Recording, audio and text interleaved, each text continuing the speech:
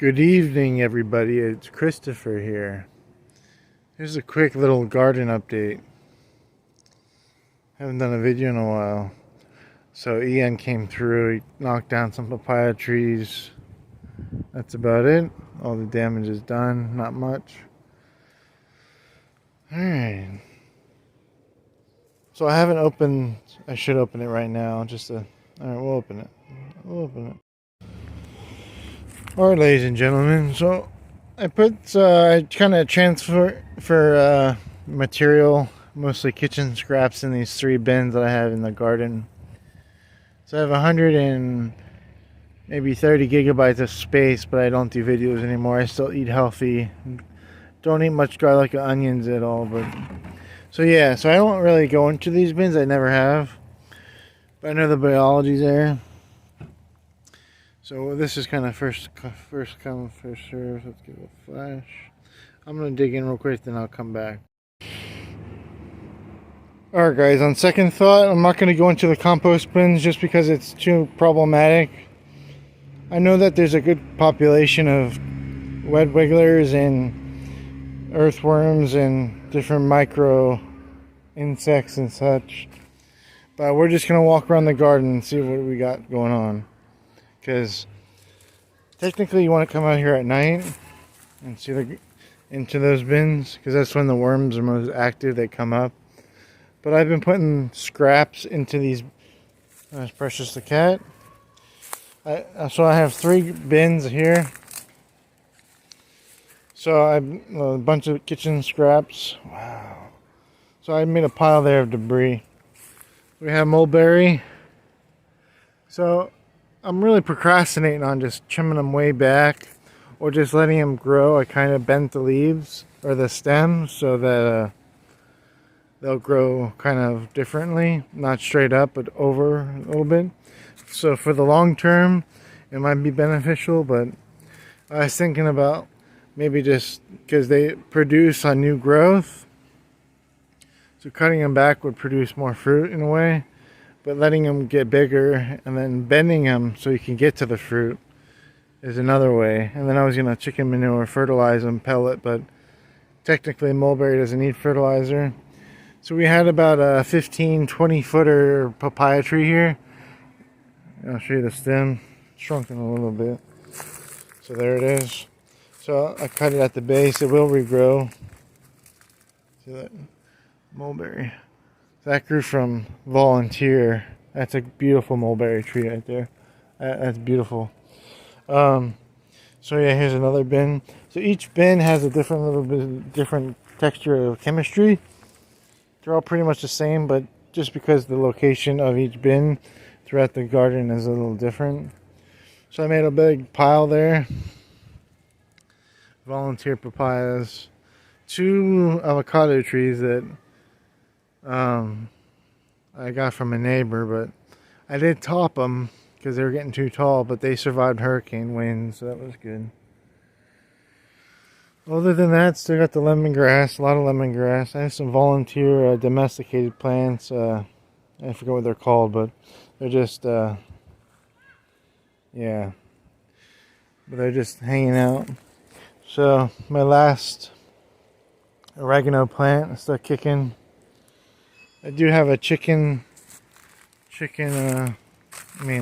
pen all around the garden. So the last thing I did was, lizards everywhere, was I planted this row of mulberry just from cuttings. Just put them in the ground and they grew. It's simple about mulberry. If you get a hardwood cutting from old growth from a season, that's even better.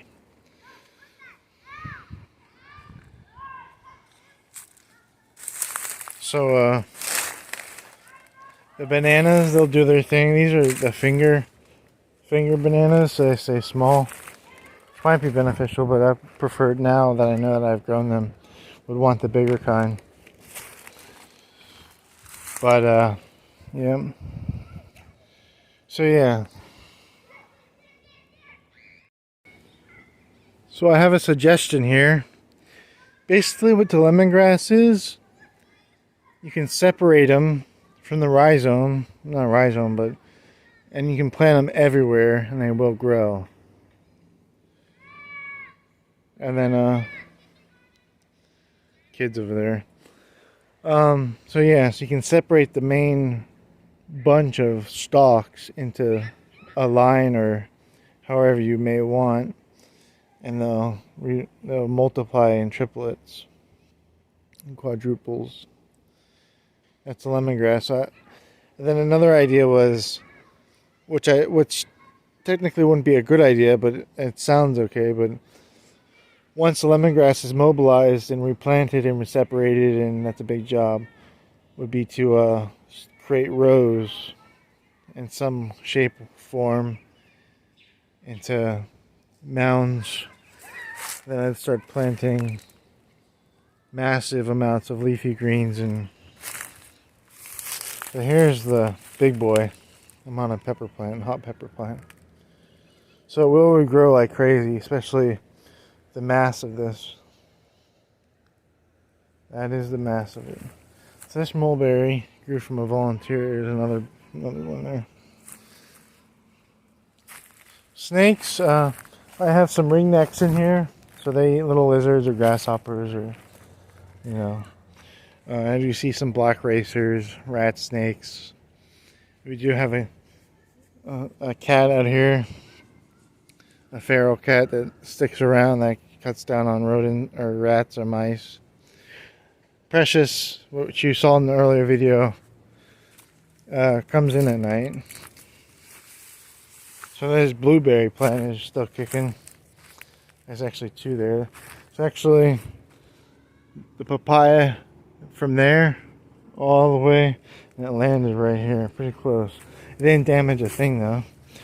So these are my last bins. I have a lot of containers in the garage, but for the most part I'm trying to stay away from containers because they dry out too fast or they're insufficient. So the garden is self-sufficient at the moment. I don't have to really do much. I come in here with a weed whacker occasionally, and I'll weed whack around and clean up some areas of weeds, but technically not a lot of weeds. I have a wildness of, I don't know what it is, mulberry Chinese or not sure, but I'll come over here. So at one time, I think it was beginning of spring and the beginning of, or the end of spring, beginning of summer, the mulberry was mobilized. It's more like a vine, and each pair of leaf nodes has a node that it can root into the ground. And there's the ditch. I have to weed back that ditch, but it's all good. So I'm not sure if the hummingbirds like those flowers, or bumblebees or honeybees, but yeah. So the fence is new. Cattle pen with 2x4s and posts. But there's Precious over there. Precious! So we got some crotons. These are just here. I did have bricks all through here, but I took them out. We'll use them for something else. There's no reason to keep soil from soil. Alright guys, got two cherry bushes. I forget what they're called, but they're cherry-ish. Something like that. Yeah. So, I haven't had much lemongrass, but yeah. There's a lot out there though. So lemongrass is drought tolerant, and drought, it doesn't like a lot of water, so if it gets too much water it'll rot. But, yeah. Alright guys, it is October, what's the date? Alright, it is October 23rd, 2022. And, yeah. So usually I'll come through here and I'll water everything. Yeah, lemongrass on me. Occasionally I'll run the sprinkler. It's on a circular motion. It just goes in circles, nothing fancy. Just keeps the ground moist.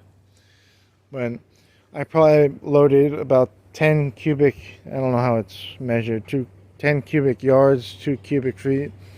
I think it's yards, but so 2 truckloads, one from my brother, one from a company. So that's in here.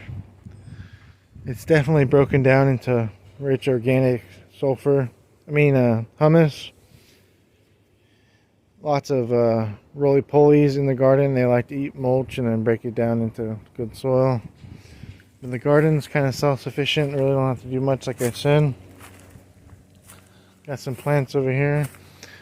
So that's a firecracker plant. It actually survived the frost of last year and it grew back from just the ground, actually. Here's a foxtail. Beautiful foxtail. Alright guys, I'm going to show you the outside. Alright guys, so that's the mulberry on the outside. That all grew from cuttings. Maybe, I think the garden will be 4 years old. I can't believe it's almost 4 years old, but it's the 3rd year now. But, yeah. So composting, I really don't compost. I just do kitchen scraps, and then any domesticated plants, I'll just make a pile or so. But, alright guys, should be good to try. Like, comment, subscribe. Till next time, peace.